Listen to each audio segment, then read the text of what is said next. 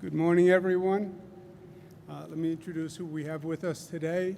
From my far right, we have Jim Malatras, who is the president of Empire College, who I've worked with for many years and has been very helpful here on this mission.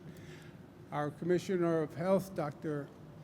Howard Zucker. To my left is General Patrick Murphy, who I'll say more about to say in a moment. And to his left is General Raymond Shields. Thank you for being here today. This is an amazing accomplishment. It's transformative. In just 1 week, the Javits Center looks entirely different. And this is a place that's literally going to save lives. Let me go through some facts, if I can, on a daily update of where we are, and then I want to make some comments to all the women and men who were assembled and did such a great job on this facility. The increase in the number of cases continues. We still see that trajectory going up. Those are the dates from March 3rd to March 25th. Strategy, plan of action all along. Step 1, flatten the curve. Step 2, increase hospital capacity. Flatten the curve meaning if you do it as well as you can do it, hopefully there is no high point of the curve. There is no apex. It's a flatter, lower curve. Why? So the hospital capacity can keep up with it. That's what this is all about, not overwhelming the hospital capacity, and at the same time, increasing the hospital capacity that we have. So if it does exceed those numbers, which it will in most probability, that we have the additional capacity to deal with it. Flattening the curve, these are all sorts of measures that we put in place, barring non-essential workers, social distancing, closing bars, closing restaurants, all the things I did that made people very happy with me. But the way you make a decision is the benefit and the burden, right? The risk and the reward. We are battling a deadly virus. Is there an intrusion on daily life? Yes. Is there an intrusion on movement? Yes. Is there an intrusion on the economy? Yes. But what's on the other side of the scale is literally saving lives, and that's not rhetorical, that's not drama, that's fact. Public education is very important. It's important to all of us. On the other side of the balance beam is public health. I decided to close the public schools because I believed it was safer to close the schools and reduce the spread. We did that on March 18th. We said we would do it for 2 weeks, and then we would reassess the situation at the end of 2 weeks. 2 weeks ends on April 1. We also said that we would waive what's called the 180-day requirement that every school has to teach for 180 days. We would waive that, but that we would close the schools until April 1, and then we would reassess. Also, we said that every school district, before it closes, had to come up with plans to continue functions that they were doing, because school districts do more than just educate. They provide child care for essential workers, they provide schools, they provide meals in the schools. So everything that they were doing, they had to come up with a plan to mitigate the consequence of their closing, including distance learning for their students. I have to reassess because April 1 is just in a couple of days, and I believe the schools should remain closed. I don't do this joyfully, but I think when you look at where we are and you look at the number of cases still increasing, it only makes sense to keep the schools closed. They have to continue the programs they're doing. They have to continue the child care, continue the meals, continue the distance learning programs. I'll continue the waiver on what's called the 180-day mandate that they have to be in operation. But we're going to close the schools for another 2 weeks, and then we'll reassess at that point, and that is statewide. At the same time, we're working to increase hospital capacity. What is the possible apex of the curve?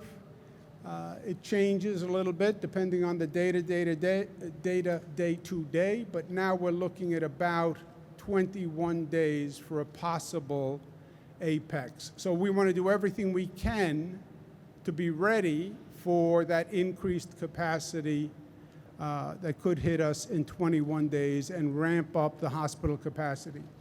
We are doing everything we can. We're doing things that have never been done before. We're doing things that when we put them on the table, people thought they were impossible. But we are now doing the impossible, as you know well here with what you did over the past week. All hospitals have to increase their capacity by 50%. We're asking hospitals to try to increase their capacity 100% because we need that many beds. We're also looking at converting dorms. We're looking at converting hotels. We've been gathering equipment from everywhere we can, PPE equipment. Most important piece of equipment for us are ventilators. And we're shopping literally around the globe to put it all in place. We're creating a stockpile of this equipment so that when and if the apex hits, we can deploy equipment from the stockpile to whatever region of the state or whatever hospital needs it. So we collect it, we hold it, as a hospital needs it, a region needs it, then we deploy it. The N95 masks, surgical masks, examination gloves, protective gowns, coveralls, and most importantly, the ventilators. Why ventilators? Because this is a respiratory illness. People need ventilators who come in for acute care, and the people are on ventilators much longer than most patients are on ventilators. Most people are on a ventilator for 2, 3, 4 days. These COVID patients can come in and need a ventilator for up to 20 days. So you see why that need for ventilators is so important. And again, all of this is to make sure we're ready for that apex when the entire system is stressed and under pressure. And that's what we're working on. For the hospital capacity at the quote-unquote apex, we need 140,000 beds. We have 53,000 beds. That's why we're scrambling, and that's why we're asking you to do as much work as you're doing. We need 40,000 ICU beds. The ICU beds are the intensive care unit beds. They have ventilators. We have, when we started, 3,000 ICU beds with 3,000 ventilators. So you see how monumental the task, how monumental the mountain that we have to climb. Of the 140,000, how do we get to the 140,000? As I said, all hospitals increase by 50%. Some hospitals will increase 100%. They're going to get the Gold Star Hospital Award. I don't know exactly what that means, but we'll figure it out later. FEMA and the Army Corps and the National Guard have been working to put up these emergency hospitals. So far, we have planned for 4, the one we're in today at the Javits Center, one in Westchester County Center, one at Stony Brook, and one at Old Westbury. That would be 4,000 additional units. They are all underway as we speak, not as far along as your good work at Javits, but they are on their way. Again, with all of these beds, we still have a shortfall, so we're going to go to Plan B. What's Plan B? We're going to seek to build another 4 temporary emergency hospitals, which would get us another 4,000 beds. And we just have been scouting sites for a few days. We have settled on a few sites working with the Army Corps of Engineers. And I'm going to ask the President today if he will authorize another 4 temporary hospitals for us. I want to have one in every borough. I want to have one for the Bronx, Queens, Manhattan, Staten Island, Brooklyn, one for Nassau, one for Suffolk, one for Westchester, so everybody knows downstate, which is where the essence of the density is right now, that everyone equally is being helped and is being protected. We looked at a site in the Bronx at the New York Expo Center. It's a 90,000 square foot site. Seeing what we did here, we think it would work very well. And again, the Army Corps of Engineers has worked with us and looked at all these sites and thinks that these sites work. One in Queens at the Aqueduct Racetrack site, 100,000 square feet there. One in Brooklyn, what's called the Brooklyn Cruise Terminal. It's owned by the Port Authority, but it's a wide open space. We can convert it very easily, 182,000 square feet. And in Staten Island, the College of Staten Island, which is a CUNY facility, 77,000 square feet. Again, inside can be converted. It has power. It has climate control, et cetera. We would do the same thing that we've done here successfully, so we know it works, we know it's feasible. Building the interior space, we have exterior space that we could put up a temporary tent for supplies, equipment, et cetera. That would give us coverage all across the downstate area with proximate facilities to every location downstate, and frankly is the best plan that we can put together and execute in this timeline. We also have, beyond the next phase of temporary hospitals, if the White House grants that request, we have the Navy ship Comfort coming up that is going to be on its way soon. It's going to be right here in New York Harbor. It is a massive facility in and of itself, 1,000 beds, 1,200 medical personnel, 12 operating rooms. It has a pharmacy, it has a laboratory, and it should be here on Monday. So that will also help us in this quest. And then we're looking at dormitories and converting dormitories downstate. We're looking at City College dormitories, Queens College. We have the dormitories because the colleges are closed and the students have left, so we actually have dormitories that we can convert. We're also looking at hotels and nursing homes. We're looking at the Marriott Brooklyn Bridge Hotel and a nursing home called Brooklyn Center. So as you can see, we're looking far and wide, very creative, aggressive, and finding all the space that we can possibly find and converting it to be ready in case we have that overflow capacity. We also have it planned out so that this will be coming online before we think the apex hits, and at the same time, we're trying to flatten the curve to delay and soften that apex, right? Those are the two strategies. Slow the spread, flatten the curve. In the meantime, increase the hospital capacity so whatever that surge is that you have, you actually have the capacity to deal with it. And right now we have a plan where over the next 3 or 4 weeks, which is the same timeline as the apex possibly coming, we're going to have the capacity as high as we can possibly get the capacity.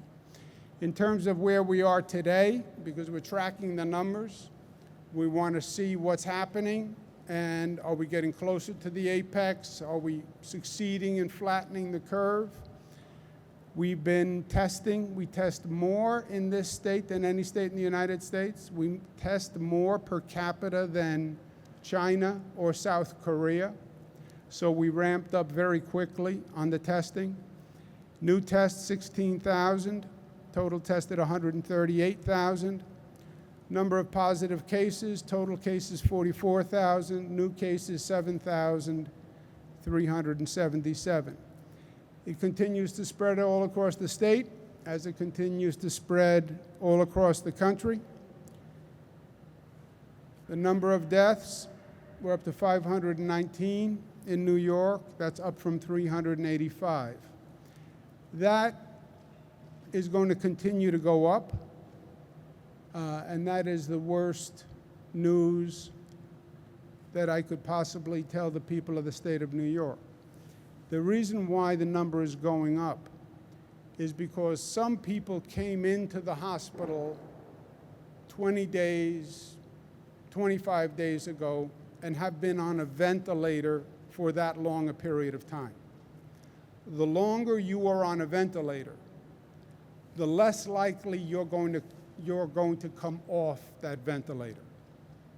And that's not just true with this virus. That's true with every illness. When somebody's on that ventilator for a prolonged period of time, the outcome is usually not good. So we're seeing a significant increase in deaths because the length of time people are on the ventilator is increasing, and the more it increases, the higher the level of deaths will increase. And again, we expect that to continue to increase. It's bad news, it's tragic news, it's the worst news, but it is not unexpected news either.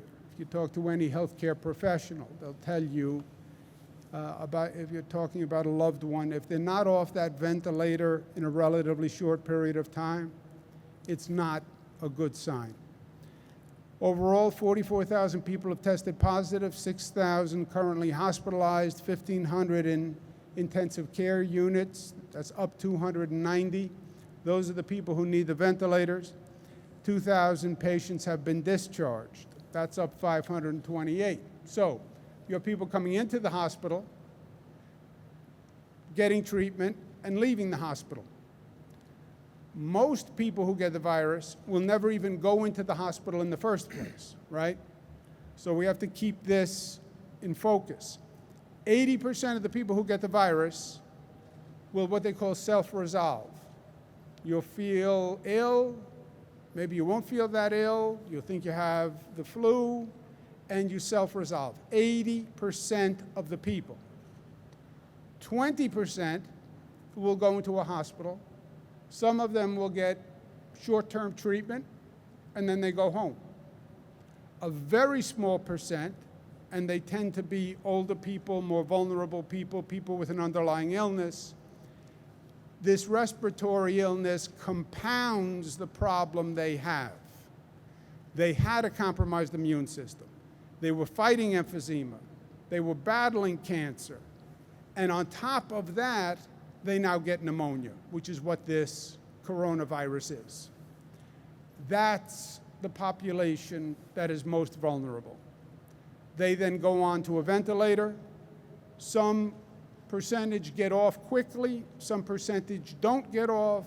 The longer they're on, the higher the mortality rate. New York is still by far the most affected state, both in terms of number of cases and in terms of number of deaths. Why? Because we welcome people here from all over the globe. So travelers came here, people from China came here, people from Korea came here, people who were traveling around the country and stopped in China and stopped in South Korea and stopped in Italy came here. And because we are a very dense environment. You know, social distancing, stay 6 feet away, that's hard in New York City, right? Walk down the sidewalk and tell me that you can stay 6 feet away from someone. We're so dense, we're so together, which is what makes us special, gives us that New York energy, gives us that New York mojo. It also, that density becomes the enemy in a situation like this. This is the total number of people who have been hospitalized, and we've been watching these numbers every day. We are now compiling the numbers, I think, in what's a smarter way. Before, we were getting individual patient data. Every hospital had to tell us about each individual patient, what their address was, where they came from, what the underlying illness was, and they had to put all that information together, which was very labor intensive. So it was erratic the way the information would come in. Sometimes the hospital was just too busy to put all that information together, so they didn't send it in until the next day or the day after. This is a more uniform set of data. This is all the number of people in that the entire number of people in that hospital who have the COVID virus, without getting into all the specifics of individual names and individual circumstances. So it's easier for them to get us this data. And you see again the steady incline in the number. But, and this is good news, early on, you see that the number was doubling every 2.5 days. Then it was doubling every 3 days.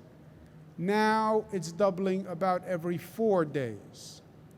It's still doubling, and that's still bad news because it still means you're moving up towards an apex, right? Because that number still goes up. But there is good news in that the rate of the increase is slowing. So they're two separate facts. The rate of the increase is slowing, but the number of cases are still going up, all right? And those 2 points are consistent, and that's what we're seeing. We want to see the rate slowing, and then we want to see the number of actual cases coming down or flattening. That's the flattening of the curve. But this is where we are today. Again, to keep it all in perspective, people don't know what to make of the coronavirus, what's going to happen. Johns Hopkins has studied every coronavirus since China. 542,000 cases they've studied. Of all those cases, there have been 24,000 deaths. That's a lot of deaths, yes, but compared to 542,000 cases, it gives you a sense of the lethality of this disease. And if you look at the 24,000, they're going to be overwhelmingly older people, vulnerable people, people with underlying illnesses, etc.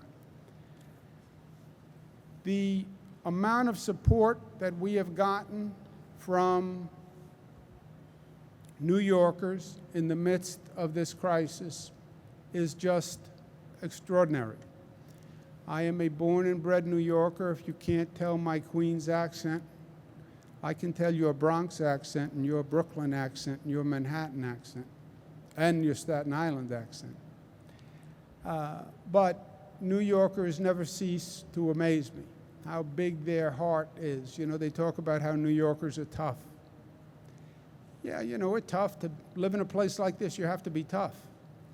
But as tough as we are is as loving as we are, and is as big as our heart is. And when someone needs something, there's no place I'd rather be than New York. And the number of people who are volunteering, who are coming forward, we put out a call for additional medical personnel because we have to staff all these additional beds. We put out a call, 62,000 volunteers. The number went up 10,000 in one day. How beautiful is that? These are people who are retired, who did their duty, who could just sit at home, but they are coming forward. Same thing, we asked for mental health professionals who could provide mental health services electronically, over the telephone, through Skype, etc. Many people are dealing with mental health issues. This is a stressful, taxing situation on everyone, and isolation at home. You are home, you're home alone, day after day after day, that is a stressful situation. You don't know what's going on. You're afraid to go out.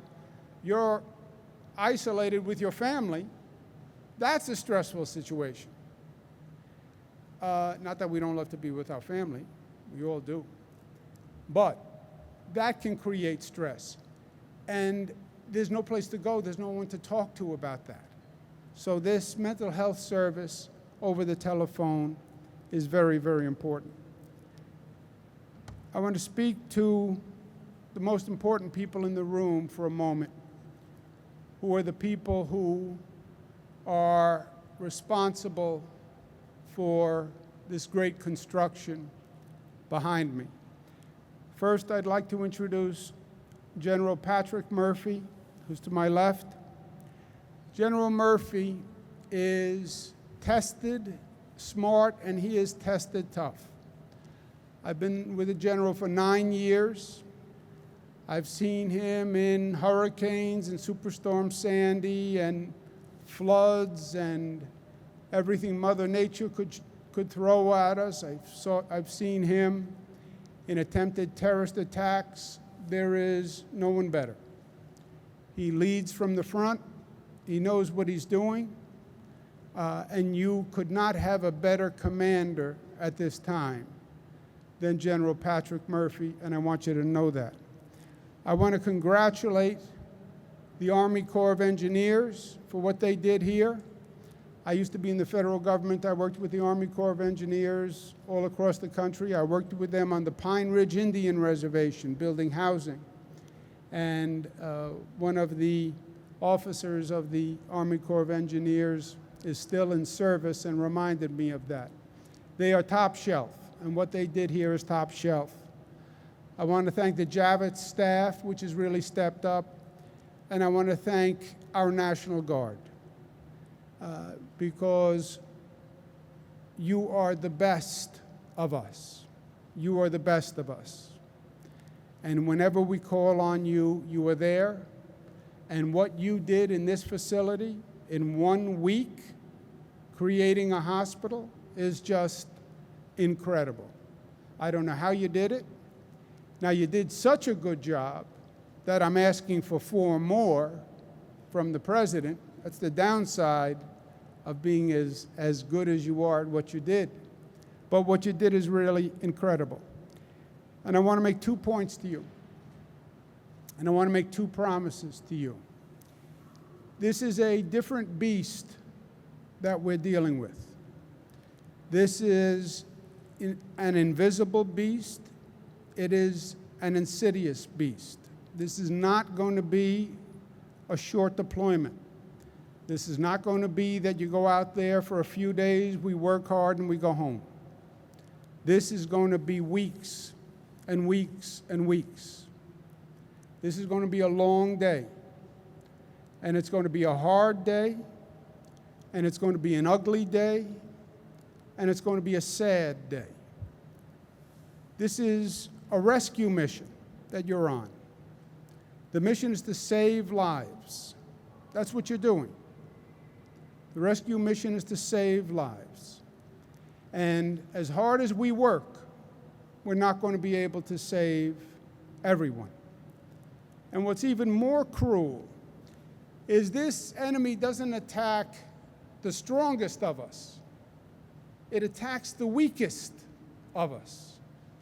It attacks our most vulnerable, which makes it even worse in many ways. Because these are the people that every instinct tells us we're supposed to protect. These are our parents and our grandparents. These are our aunts, our uncles. These are a relative who is sick. And every instinct says, protect them, help them, because they need us. And those are the exact people that this enemy attacks. Every time I've called out the National Guard, I've said the same thing to you. I promise you, I will not ask you to do anything that I will not do myself, and I'll never ask you to go anywhere that I won't go myself. And the same is true here. We're going to do this, and we're going to do this together. My second point is, you are living a moment in history. This is going to be one of those moments they're going to write about and they're going to talk about for generations. This is a moment that is going to change this nation. This is a moment that forges character, forges people, changes people, make them stronger, make them weaker, but this is a moment that will change character.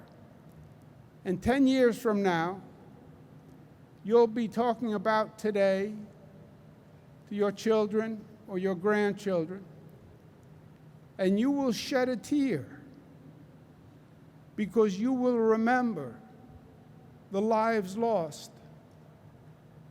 And you'll remember the faces, and you'll remember the names, and you'll remember how hard we worked and that we still lost loved ones. And you'll shed a tear, and you should, because it will be sad. But you will also be proud. You'll be proud of what you did. You'll be proud that you showed up.